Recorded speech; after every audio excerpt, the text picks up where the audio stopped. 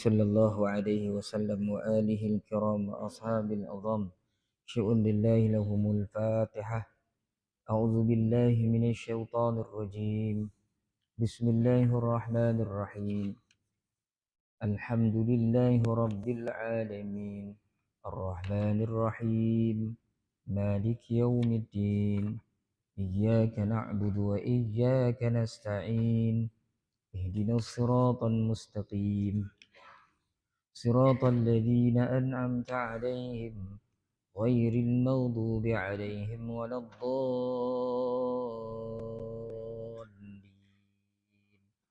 آمين. أعوذ بالله من الشيطان الرجيم. بسم الله الرحمن الرحيم. الحمد لله رب العالمين والصلاة والسلام على أشرف الأنبياء والمرسلين وعلى آله وأصحابه أجمعين. اللهم يا عليم علمنا من علمك ما ترضى به عنا ولا تؤاخذنا بما تعلمه منا.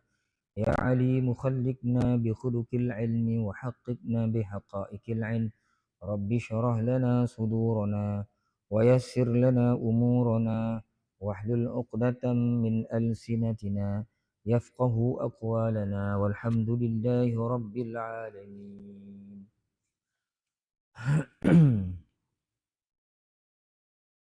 أعوذ بالله من الشيطان الرجيم. بسم الله الرحمن الرحيم. السلام عليكم ورحمة الله تعالى وبركاته. الحمد لله والصلاة والسلام على رسول الله وعلى آله وصحبه ومن والاه. أشهد أن لا إله إلا الله وأشهد أن محمدا عبده ورسوله. قال رب اشرح لي صدري ويسر لي أمري واhlul 'uqdatam min lisani yafqahu qawli, amma ba'd. Yang berusaha pihak pengurusan Masjid An-Nur, Ashabul Fadilah, tuan-tuan guru, tuan-tuan imam,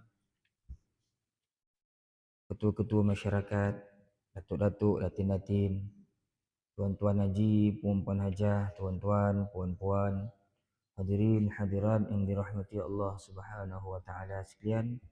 Alhamdulillah tuan-tuan dan puan-puan, seperti biasa pada pagi ini marilah sama-sama kita panjatkan kesyukuran kehadiran Allah Subhanahu wa taala kerana kita masih lagi dibangunkan untuk terus hidup dalam keadaan kita masih lagi menjalankan ketaatan kepada Allah Subhanahu wa taala. Alhamdulillah tuan-tuan, pagi ini kita boleh bangun, boleh sama-sama datang ke masjid ini, boleh sama-sama kita salat subuh berjamaah, boleh sama-sama kita ruangkan waktu untuk dunia dan akhirat kita. Kita ni tuan-tuan, jasad luar kita ni kalau tak beri minum air, dia akan haus. Dia akan lapar kalau tak diberi makan.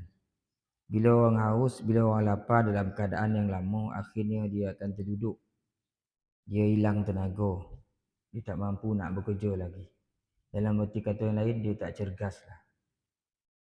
Sama juga dengan kita ni tuan-tuan, untuk jasad dalaman kita ni, dia perlu makanan dan minuman.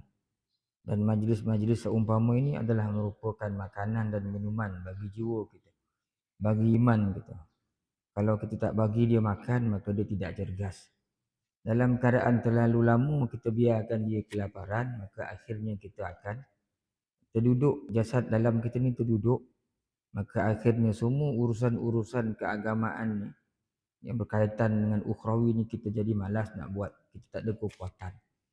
Sebab itu syaitan sentiasa menghalang-halang kita supaya kita jangan pergi majlis ilmu, jangan pergi berjamaah, jangan baca Quran, supaya kita lemah. Bila kita lemah, mudahlah dia menggoda kita. Jadi alhamdulillah tuan-tuan, kita masih lagi ada kekuatan. Mudah-mudahan Allah Subhanahu wa taala sentiasa memberikan kepada kita bimbingan dan panduannya sampailah akhir hayat kita, mudah-mudahan insya-Allah. Allahumma amin. Jadi pagi ni tuan-tuan, kita sambung kembali kuliah tafsir kita pada ayat yang ke-26. Muka surat 72, masih lagi dalam suratul Qasas. Surah Al-Qasas. Kita masih lagi sekitar membincangkan tentang kisah Nabi Musa alaihi salam. Dan minggu lepas kita bincang Nabi Musa dah sampai ke Madian. Kan? Jadi pada ayat 26 ni kita tengok tuan-tuan, kita baca sama-sama insya-Allah. A'udzu billahi minasyaitonir rajim. Bismillahirrahmanirrahim. Qalat ihdahuma ya abati ista'jir. Inna khayra man ista'jartal qawiyyul amin.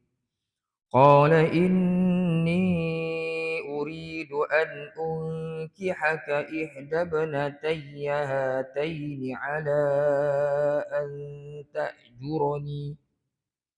على أن تأجرني ثمانية حجج فإن أتممت عشرا فمن عندك وما أريد أن أشق عليك ستجدني إن شاء الله من الصالحين قال ذلك بيني وبينك أيما الأجلين قضيت فلا عدوان علي والله على ما نقول وكيل فلما قضى موسى الأجل وسار بأهله آنس من جانب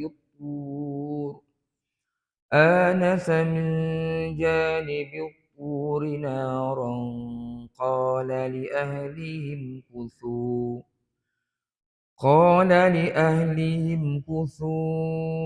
إني آنست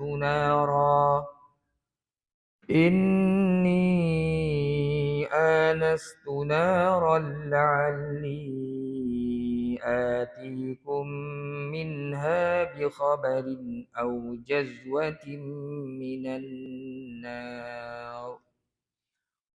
جزوة من النار لعلكم تصطلون صدق الله العظيم.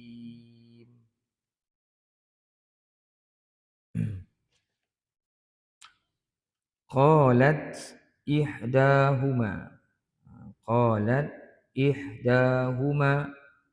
ya abati. Ya abati ni mad jaiz munfasil. Dulu kita selalu bincangkan mad jaiz munfasil iaitu apabila huruf mad sama ada alif atau waw atau ya bertemu dengan hamzah dalam dua perkataan. Kelihatan perkataan ya abati ni macam satu perkataan. Sebenarnya dia dua perkataan. Satu ya yang membawa maksud wahai, yang kedua abati. Cuma dalam penulisan dia ditulis ya abati ni macam satu perkataan. Sebenarnya ya abati ni dua perkataan. Wahai bapaku maksudnya. Ha? Jadi di sini adalah mad jaiz munfasil, bukan mad wajib muttasil. Kita baca dengan 4 harakat. In istajirhu inna wajibul gunnah. Semua nun bersabung dalam Quran kita baca dengan wajib dengung qadar 2 harakat. Inna khaira, ra tebal, jangan baca khaira sebab ra bagi atas dia mesti tafkhim, mesti tebal. Manistajarta, ni huruf ra ni pun ni hati-hati. Sekarang kalau kita baca dengan lidah Melayu kita, dia akan jadi manistajarta. Itu biasa kita baca tu. Manistajarta. Ra mati sebelumnya huruf bagi atas mesti tebal. Manistajartal qawiyyul amin. Amin ini mad arid li sukun. Kita boleh baca 2 harakat, kita boleh baca 4 harakat, kita boleh baca harakat. Amin. Amin ni tak panjang. Tu, hamzah tu. Kenapa hamzah tu tak panjang? Kenapa tak boleh baca qawiyul amin? Sebab hamzah tu di atas huruf alif. Dia pendek. Kalau hamzah tu sebelum huruf alif, maka dia panjang. Maksud saya kalau jumpa macam huruf lam alif ni, hamzah tengah-tengah antara dua palang tu. Antara dua palang tu, Kepala alif dengan kepala hamzah tu tengah-tengah tu hamzah. Kalau hamzah duduk tengah-tengah, itu kena baca 2 harakat. Tapi kalau hamzah atas kepala alif macam ni, itu dibaca dengan pendek. Kemudian tuan-tuan sebelum tu, tengok balik perkataan istajirhu tu. Qalat ihdahuma ya abatistajirhu. Hati-hati kalau kita berhenti dekat sini. Kalau kita berhenti dekat sini, kita kena zahirkan sifat ha tu. Sebab ha tu ada. Jadi sebab tu kalau boleh jangan berhenti kat sini. Saya ni pendek nafas masa berhenti. Ni sama macam dalam surah apa tu? Suratul Nas. Iza jaa nasrullahi wal fath wa ra'aitan nasa yadkhuluna fi dinillahi afwaja fasabbih bihamdi rabbika wastaghfirhu. Ada huwa. Jadi kalau berhenti kat situ, tak boleh baca fasabbih bihamdi rabbika wastaghfir. Mana pergi ha? Sebab itu dia kena naik ha ni kat sini. Fasabbih bihamdi rabbika wastaghfir. Tu ada sikit. Tapi tak payahlah wastaghfir. Marah pula. Wastaghfir. Naikkan lagi tu sikit. Mana kita bagi tahu ada ha kat situ. Sama dengan ni. Qalat ihdahuma ya abati istajir. Jir. Tu ada ha kat situ. Kalau kita berhenti qalat ihdahuma ya abati istajir, memang ha hilang. Lain bunyi dia ya abati istajir, itu ra.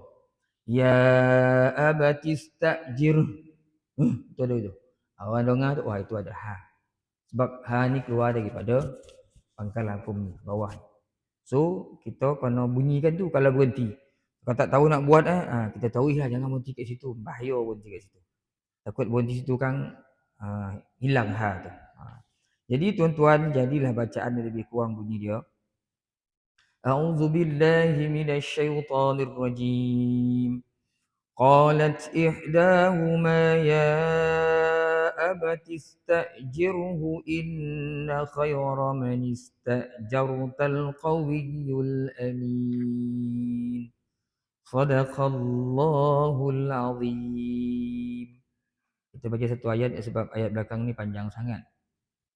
Kita pun dah lambat mula tuan kan. Kita berhenti kat situ. Itu dari sudut hukum tajwid tuan-tuan. Kita tengok pula dari sudut tafsiran insya-Allah.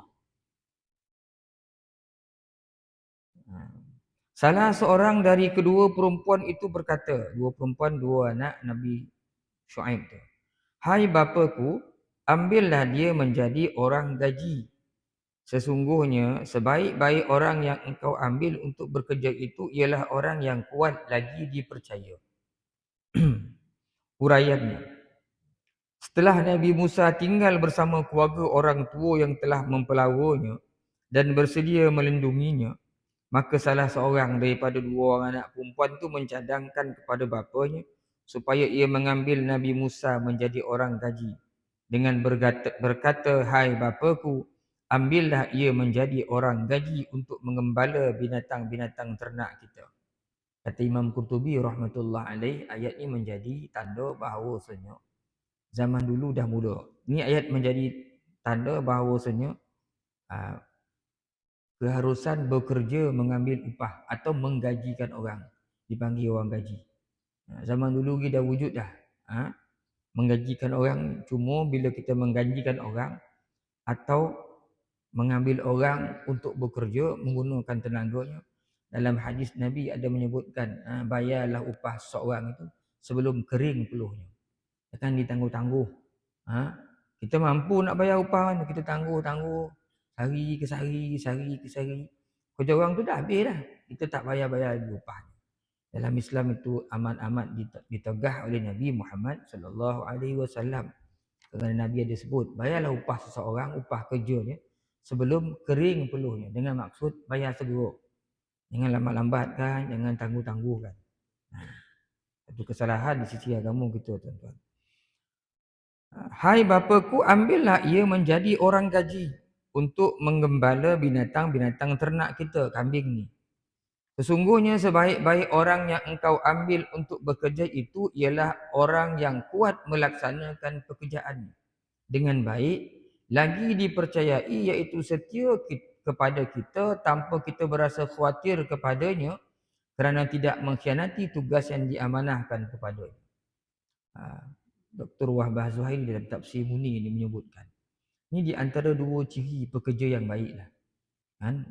Islam Allah Ta'ala berfirman dalam ayat ni suruh kita pandang, suruh kita perhati. Maka dalam ayat ini disebut inna khaira man istajarta, sesungguhnya orang yang betul-betul baik untuk diberi upah tu, diambil bekerja tu, satu sifat al-qawi, dua amin. Qawi ni umum, kuat, kemudian dia amanah, dia dipercayai. So mana-mana pun orang nak ambil bekerja ni di antara dua sifat asas yang perlu ada. Saya cikgu ambil cikgu lah contoh. Ambil cikgu datang pukul 10 atau panjikat pukul 7.30, pukul 10 datang. Atau kerja kilang atau kerja apa pun, pekerja tu jenis tak bersemangat, jenis tak bermotivasi. Kok kita jadi ketua kapten ni, kita pandang dia, kita rasa tak tolan dia kepala tu, tengok boram dia tengok tu kan. Bagi deadline kerja seminggu, minggu siap kan. Padahal bukan tak boleh buat, bolehlah dia buat. Kan.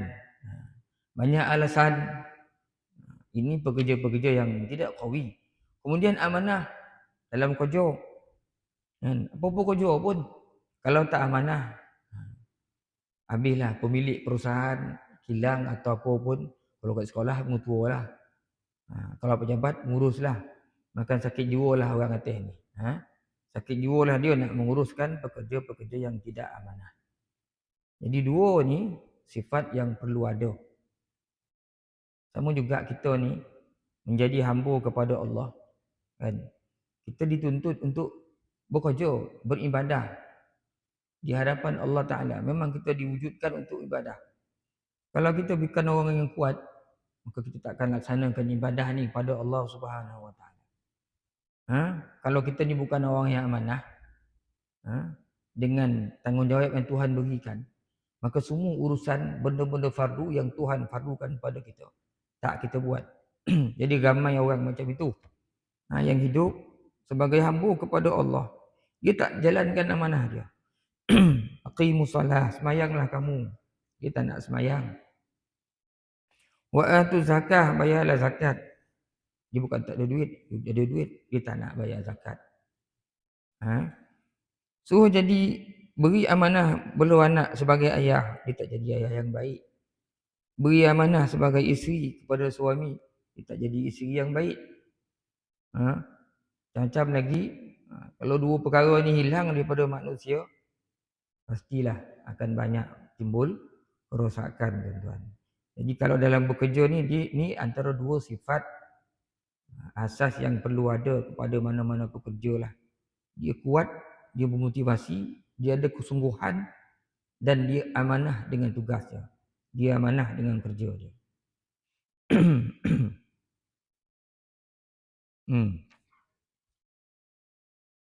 Dari kata-kata ini kita mendapat kesimpulan bahawa Bismillahirrahmanirrahim.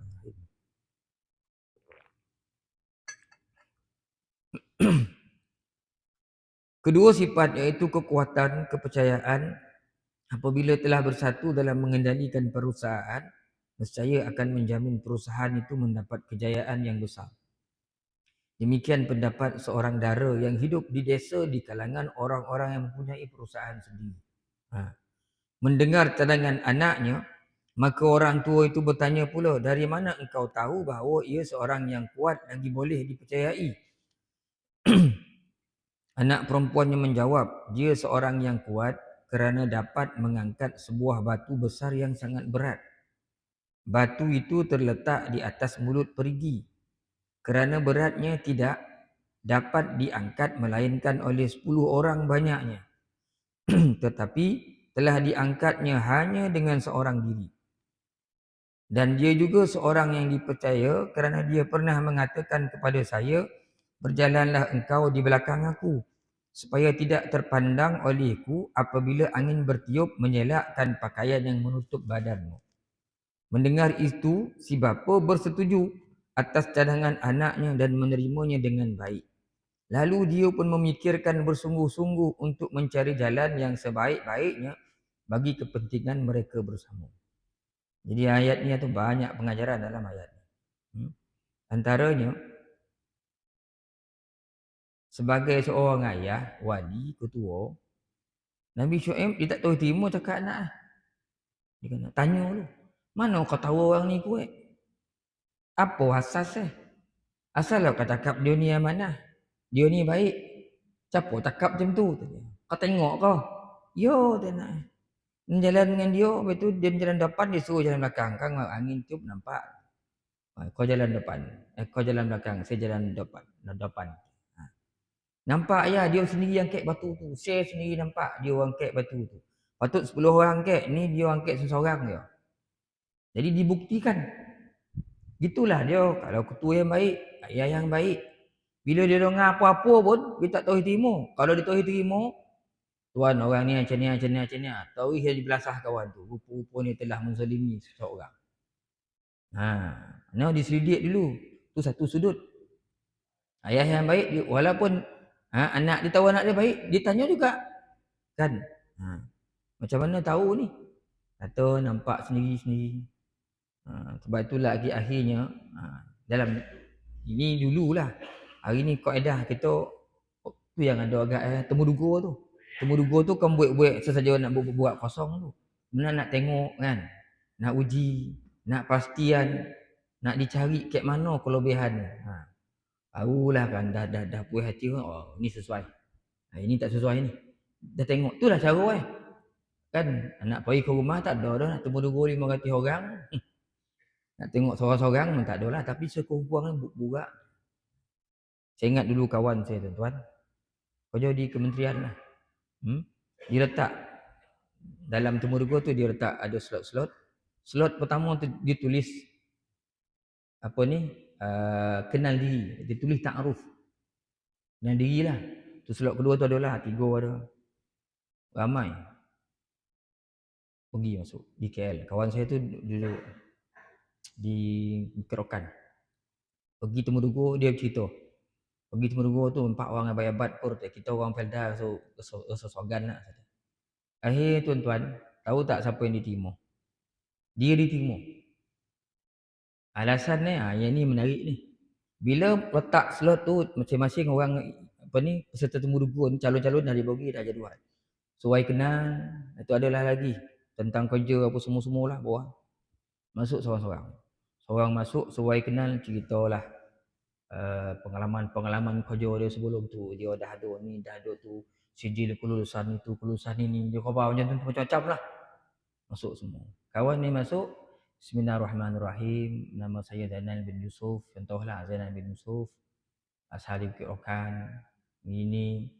Kemudian pula cerita pula apa ni? Saya adik-adik orang. Cerita tu je. Tak ada cerita kerja langsung. Tak ada cerita kerja langsung. Saya kenal. Yang lain tu kerja tu siap cerita. Saya pernah ada pengalaman kerja di sini. Semua-semua kerja. Dia ringkas ya. Cerita dia siapa ayah siapa mak berapa adik-beradik dia daripada kampung mana, kat mana dia pendidikan, dah. Tapi mula yang penting tu sebut saya saudara kamu, akhukum fillah.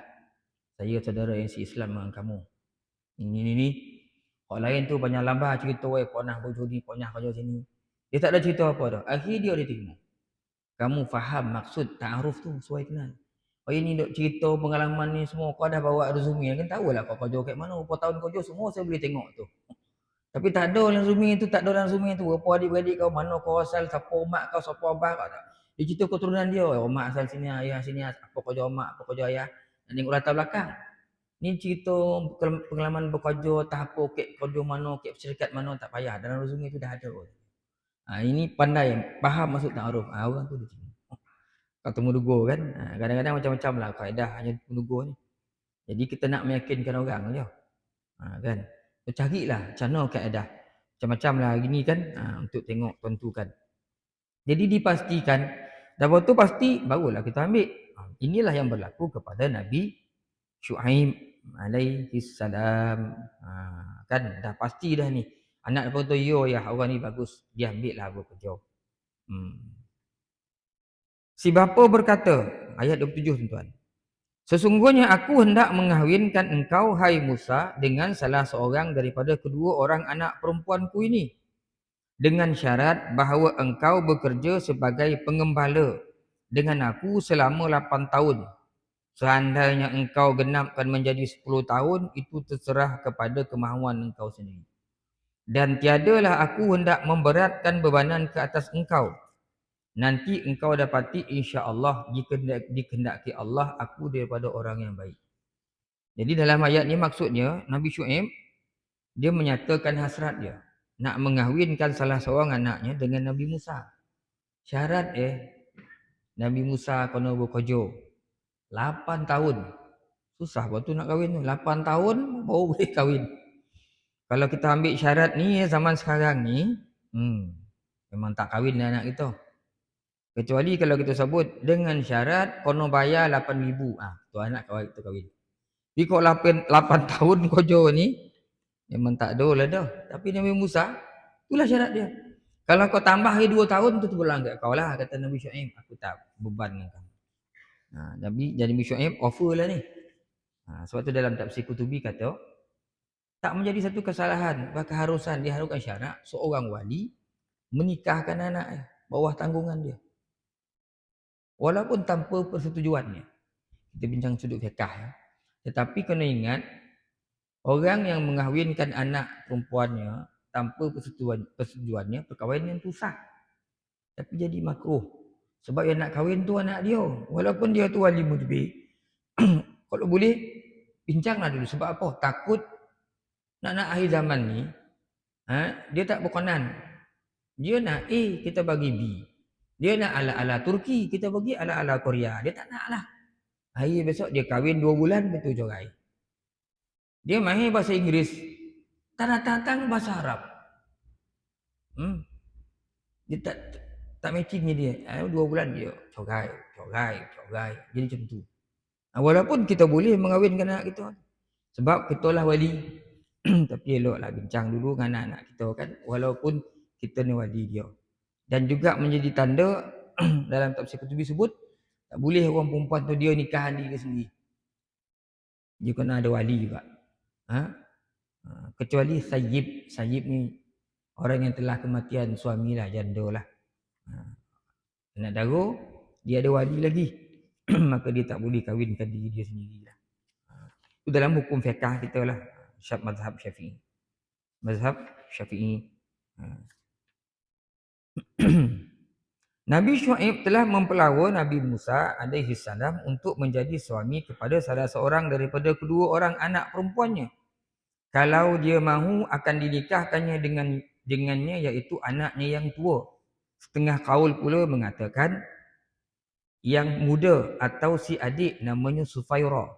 Dan dialah si dara yang mula-mula mendatangi Nabi Musa dahulu, menjemput ke rumahnya. Dan dia juga yang mencadangkan bapanya supaya mengambil Nabi Musa menjadi orang gaji sebagai pengembala kambing. Akhirnya Nabi Musa berkahwin dengannya. Dalam ayat ini, dalam kitab Al-Jami' li Ahkamil Quran, Al-Imam Al-Qurtubi menyatakan, satu, itu tanda keharusannya orang lelaki boleh mendengar suara perempuan dalam keadaan-keadaan tertentu. Kerana suara bukan aurat. Suara bukan aurat. Kalau suara itu aurat, tak pek kita nak bercakap dah dengan orang perempuan, main tulis je. Cikgu perempuan sekolah tu, perempuan tulis je semua. Latih kita. Nak berurusan kau dah, tulis surat. Saya nak gula 1 kilo. Gula, ambil gula. Susah ke macam tu.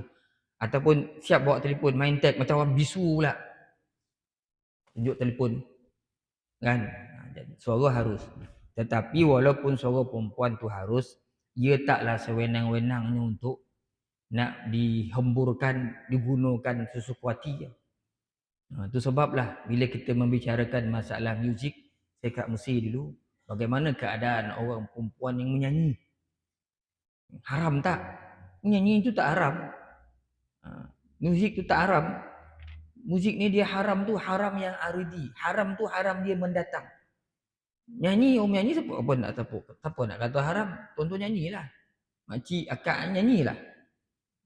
Tengok bila dia nyanyi tu, keharaman tu datang kemudian. Itu maksudnya aridi. Dia menyanyi terpentas, berkumpul orang kat bawah tu. Laki perempuan bercampur, togah dia sebab dia menyanyi.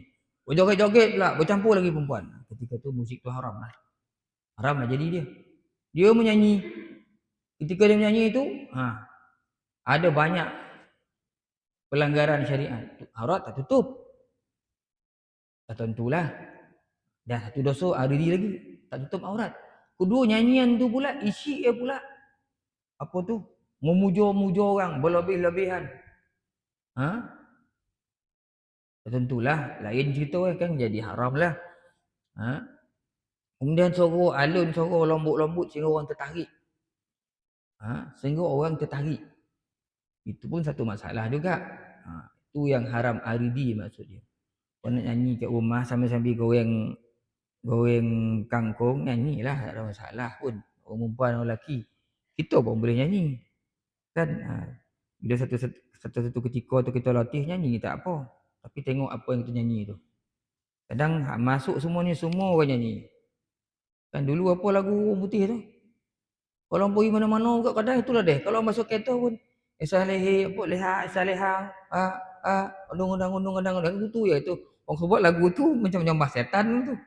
Itu orang lehe kita Isalehi, tapi tak tahu apa maksud dia.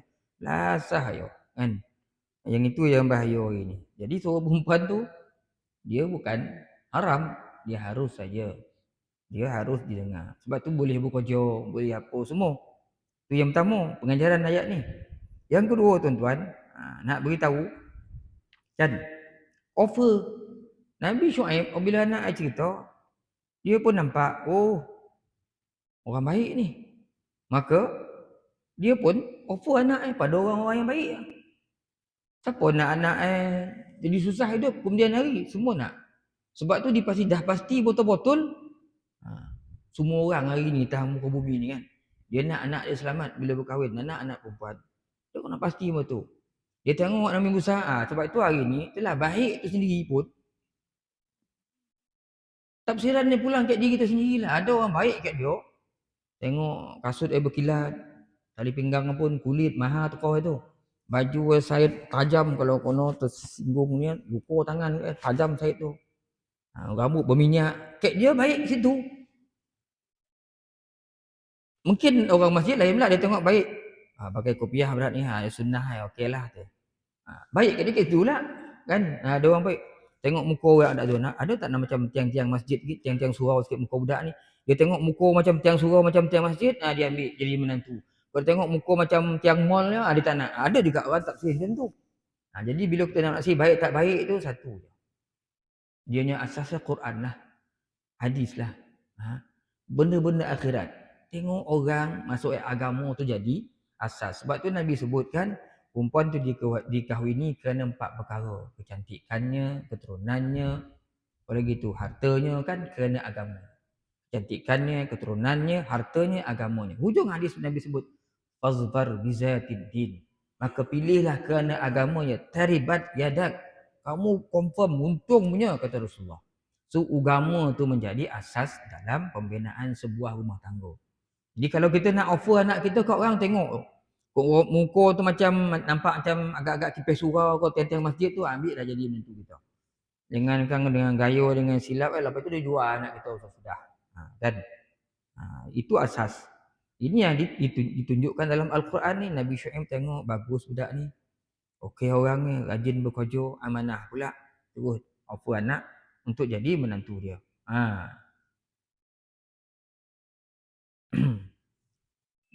Budak perempuan ni pun bagus anak Nabi Musa ni. Dia sendiri offer ayah suruh ambil bekerja orang. Dia menampak orang ni baik ni.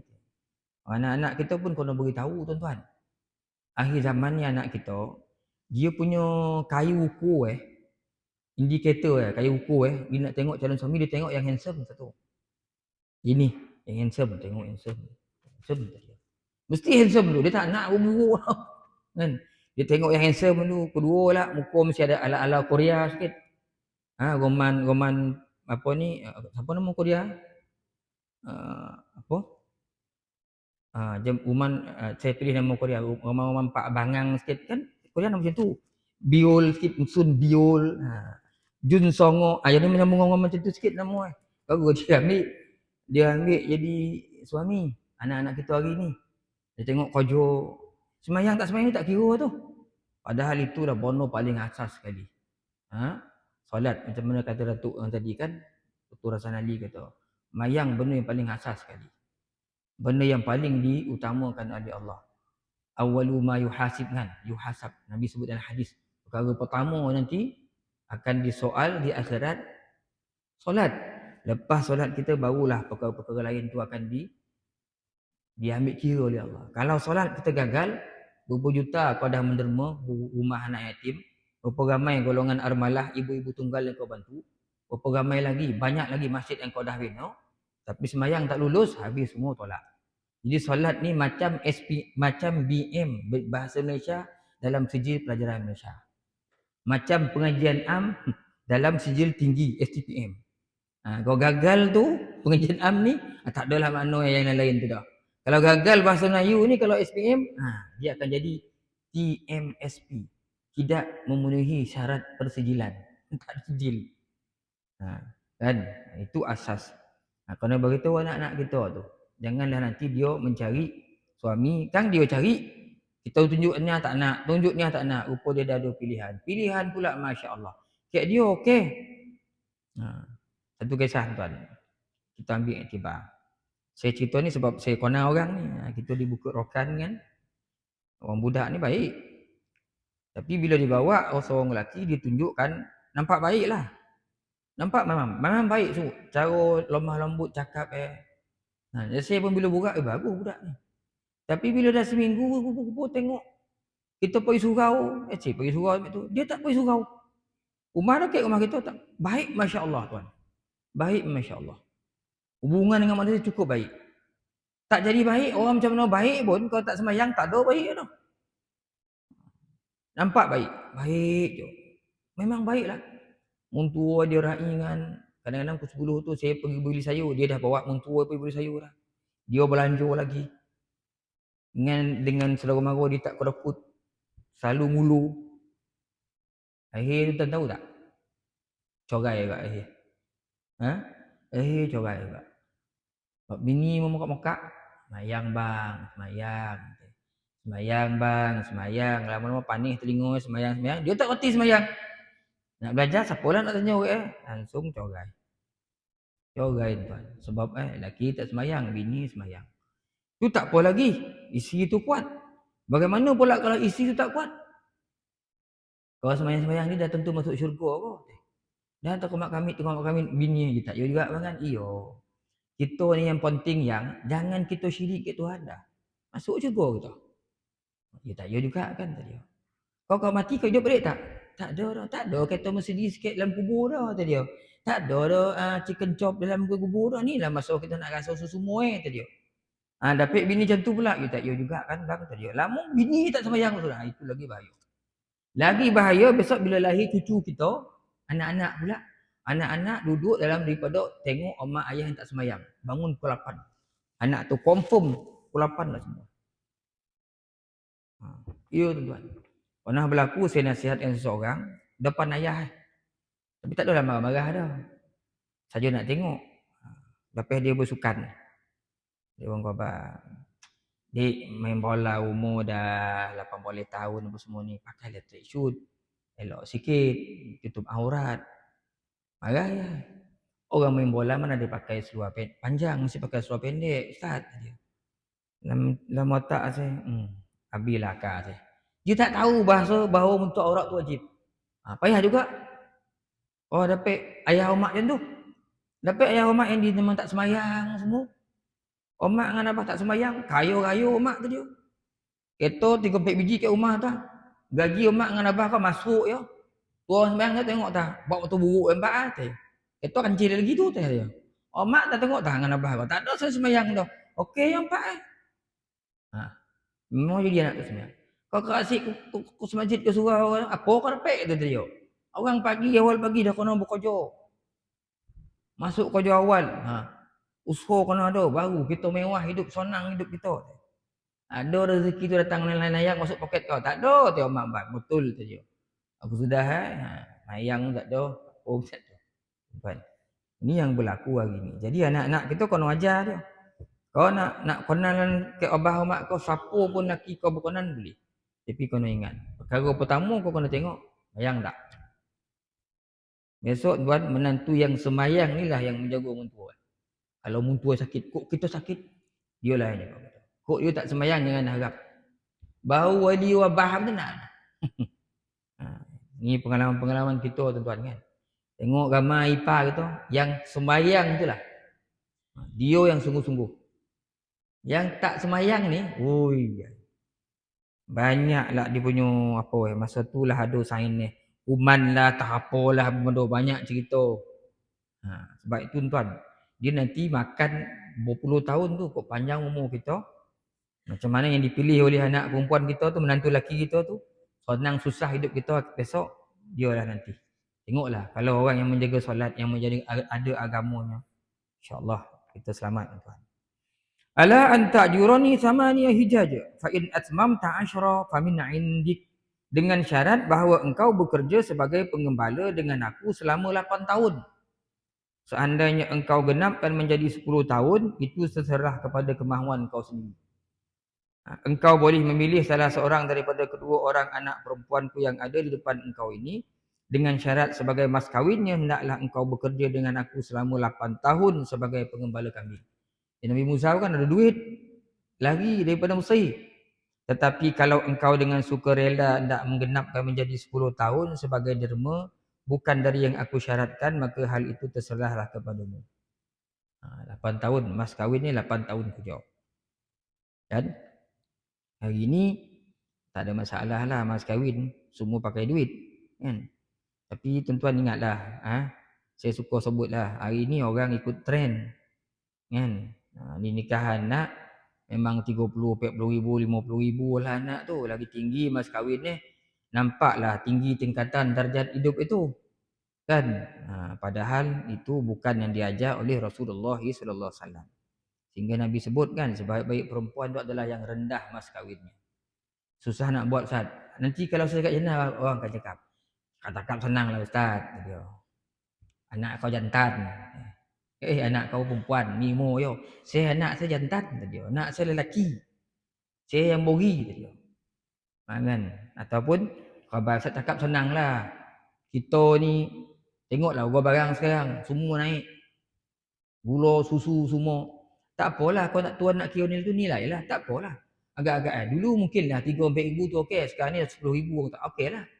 Tapi yang main sampai 88,888 ringgit 88 sen tu buat apa? Bayar berpuluh-puluh ribu lah. Kau betul lah kita ni susah nak ambil kundi pun payah. Tak apalah ambil lah. Tapi kau nak ingat tu. Kan? Kalau bagai menantu kita tu orang baik. Orang yang ada agama kan? Kita tokan macam tu. Dia relax je. Tapi kalau jenis yang tak ada agama kurang ni. Oh betul nak kaya nanti kau. Kahwin ni lepas tu. 8 bulan sekali dia balik ke rumah kita. Apa nak buat? So 8 bulan jumpa lagi muka kita tanya, apa tak balik-balik ni Kak Long? Macam mana abang? Abang tak pergi balik. Kita senyap lah dah suami dia. Tapi kalau kita mudahkan, tiap-tiap bulan muka ada. Kajap dia hantar keladi lah. Sampai pucuk ubi pun hantar kat rumah kita. Apa pula pucuk ubi mah? Rumah mak melambak pucuk ubi. Tak kelanjun tadi mak. Nampak macam sorghum bali ni. Kangkung pun tak. Kangkung melambak kau tak. Kangkung pun tak. Dia mana? Dia bukan apa bona tu. Dia meraihkan kita. Kan? Dulu mak muntur, pak muntur ni lah mudahan. Kau tak dapat bini nama Fatimah ni tu dia. Meraihkan. Itu tuan orang yang betul ada agama. Kalau tidak nanti seksa kita. Dimain-main ni kita pula. Kan? Jadi tak payahlah nak sampai menyusahkan orang. Anak zaman sekarang ni tuan-tuan. Oh ya payah kan. Sebab itu tahniah lah. Yang pada orang yang dah mengahwinkan anak. Dia boleh. Dia boleh ikut macam mana Rasulullah buat. Kan? Ikut. Susah memang susah tuan. Nak buat macam mana kan. Payah kita nak kabar. Tuan berapa ni nak bagi ni. Ikutlah ni anak saya ni mesti tu dia. Kau macam tu cakap tu dah lain lah tu kan. Tapi adalah kawan-kawan kita tahniah lah pada kawan-kawan yang boleh. Kau dia boleh cakap berapa anak saya ni. Berapa ni tuan. Macam ni lah. Saya pun kalau saya nak kahwin anak ni, saya tak boleh kahwin anak saya dah. Kalau tak ada duit, saya ada duit saya. Tuan fikirlah kenduri tuan, saya fikir kenduri saya. Berapa tuan nak bagi je, terpulanglah kat tuan. Kan saya bagi 1,000 kan, dan macam mana 1,000 rezeki tu lah. Aku macam tu, memang payahlah. Memang payah carilah. Ada, tapi sukar. Kalau ada orang macam ni, Masya Allah. Dan insya-Allah mudah-mudahan dia bila dia raikan sunnah Nabi tu senang hidup anak. Senang hidup anak. Tapi kadang orang hari ni pun sebab itulah kita kena pilih menantu pun orang agama. Kalau tak ada orang agama kan, kita khabar kita ikutlah agama kita. Pulang dekat tuan. Dia pun bisikkan anak. Mujurlah, tak bagi 1,000 tu. Mati kita sudah. Barang dah lah mahal. Harap kita tu faham-fahamlah orang kan. Kita orang ngaji agama ni berapa? Kok yang nunggu tu kok kita anak lelaki saya lah, kok anak lelaki senangnya anak orang tak. Saya tengok tu. Kalau dia khabar, tuan saya nak 10,000, 12,000 teh. Tak apalah, itu rit semasa hari ni macam tu lah. Barang mahal, saya boleh bagi. Kok dia kata 10, saya bagi tak dapat 10 ya. Kok dia khabar kat saya, terpulang lagi kat tuan, tuan. Tengoklah tuan ni apa yang sesuai. Kok orang tu lah, kok kita ada kemampuan 20,000, 30,000, so tak dia orang. Macam tu lah, kita kan, kita yang ngaji ni. Kok dia khabar 10,000 teh. Kita bagi ke 10,000 dia. Kok dia khabar, kita sendiri nampak nilai dia. Jadi sebab itulah kita punya bakal menantu ni pun biasa pun nak tengok kak. Kok orang agama dia ada pertimbangan. Kok orang tak ada agama ni, orang mencik duit ni, pulang nak kat tuan. Sedang elok bang, bagi 500 tak marah tu dah. Sudah kita cepat cari pucuk ubi dengan kampung lah. Nak cari apa ni? Duit kenduri kahwin anak. Parah betul. Jadi tu kau ambil kira tuan-tuan, anak-anak ni kan. Wallahu a'lam. Wa ma uridu an asyqa 'alaika satajiduni insyaallahu minas salihin. Jadilah aku hendak memberatkan bebanan atas engkau nanti. Engkau dapati insya-Allah jika kehendaki Allah aku daripada orang-orang yang baik. Yakni tak ada niat aku hendak memberatkan engkau untuk berkhidmat supaya genap menjadi 10 tahun kecuali sebagai derma daripadamu. Nanti engkau akan dapati aku adalah setia dengan janjiku dan sentiasa membuat perhubungan yang baik. Dia menggunakan lafaz insya-Allah di sini tidak lain hanya bertawakal kepada Allah agar diberi kemudahan dan pertolongan daripada. Ini ayat ni cerita tentang Nabi Syuaib. Sesuailah dengan ayat wala taqulanna li syai'in inni fa'ilun dzalika ghada illa ayyasha Allah.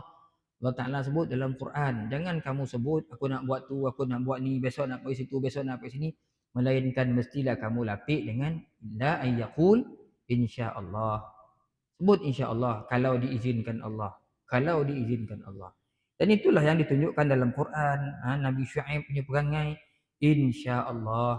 Kau akan tengok aku ni orang yang baik. Aku tepati janji aku. Kata Nabi Syuaib kepada Nabi Musa. Dalam ayat ini terdapat dalil mengenai tasyri', yakni disyariatkan tentang wali menawarkan perempuan yang diwalikannya kepada orang lain untuk dinikahkan kepadanya. Hal ini berlaku pada Sayyidina Umar bin Al-Khattab yang pernah menawarkan anak perempuannya Hafsah kepada Sayyidina Abu Bakar dan juga kepada Sayyidina Uthman.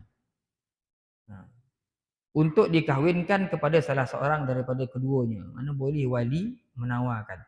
Begitu pula terdapat seorang wanita yang menyerahkan dirinya al-mawhubah nafsaha kepada Rasulullah sallallahu alaihi wasallam. Dalam hubungan ini Abdullah bin Umar telah berkata, manakala Hafsah membujang, maknanya kematian suami ni. Umar telah berkata kepada Osman, kalau engkau mahu, aku nikahkan Hafsah binti Umar kepada engkau. Demikian dalam hadis sahih Al-Bukhari. Ini nak tunjukkan bahawasanya wali ni dia boleh wali ni boleh offer, boleh tawarkan anak dia bawah jagaannya kepada orang-orang yang diyakininya.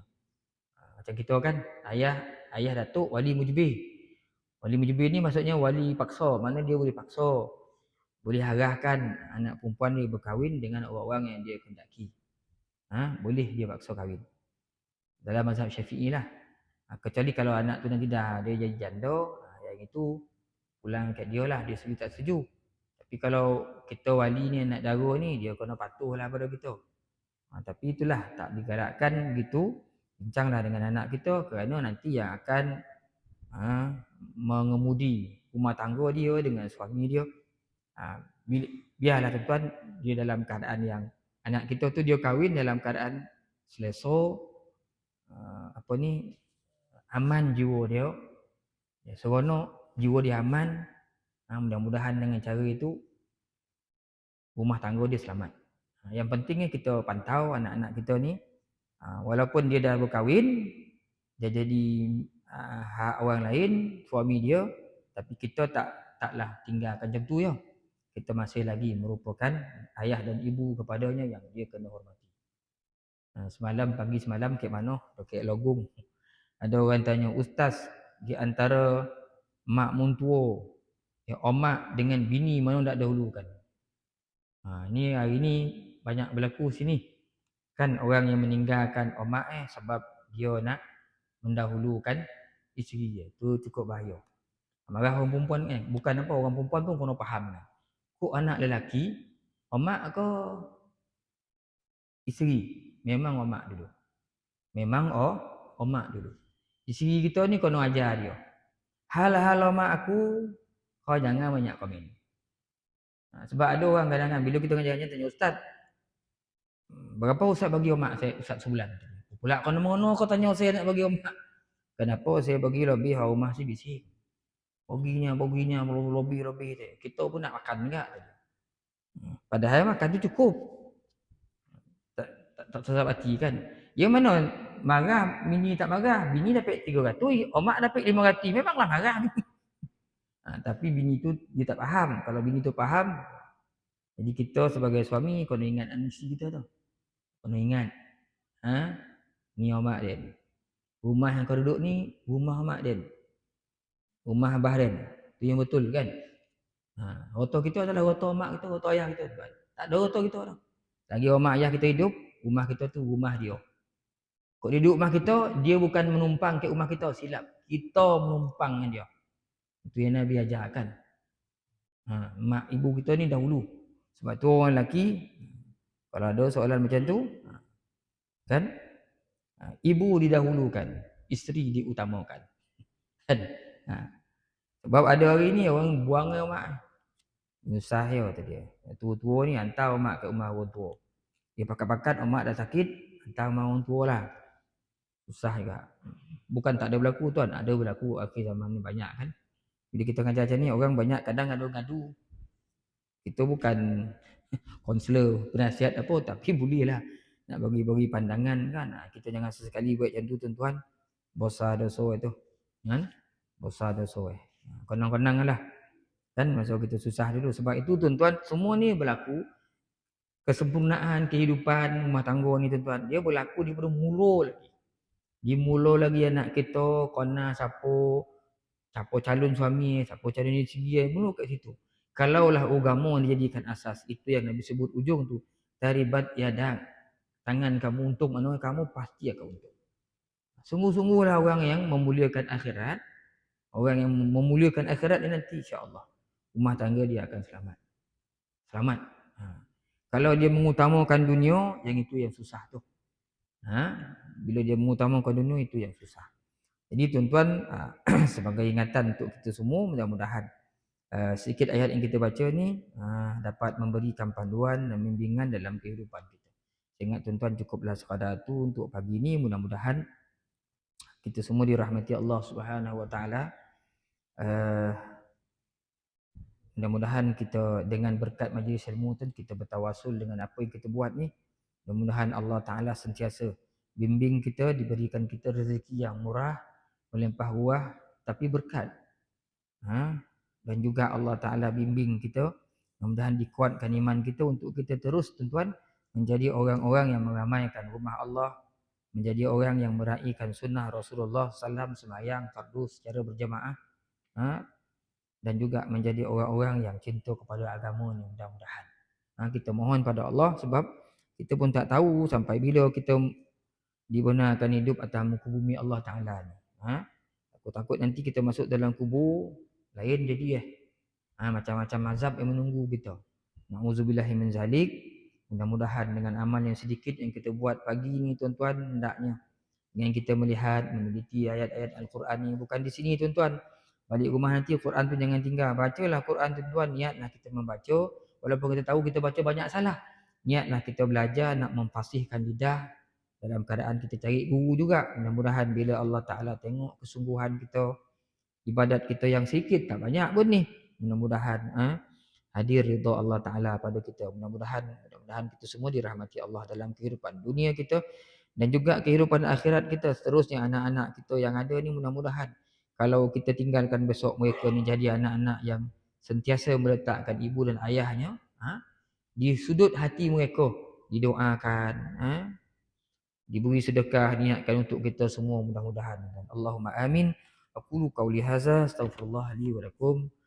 Assalamualaikum warahmatullahi taala wabarakatuh. Ada soalan tuan-tuan? Kalau ada silakan, dapat jawab saya jawab. Tak dapat jawab saya hutang dulu sebab ilmu ni bukan kita punya. Kata Allahu Akbar. Gigi kau. Ada soalan tuan?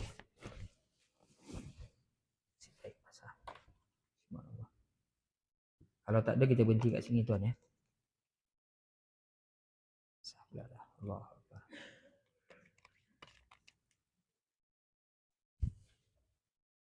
Bismillahirrahmanirrahim.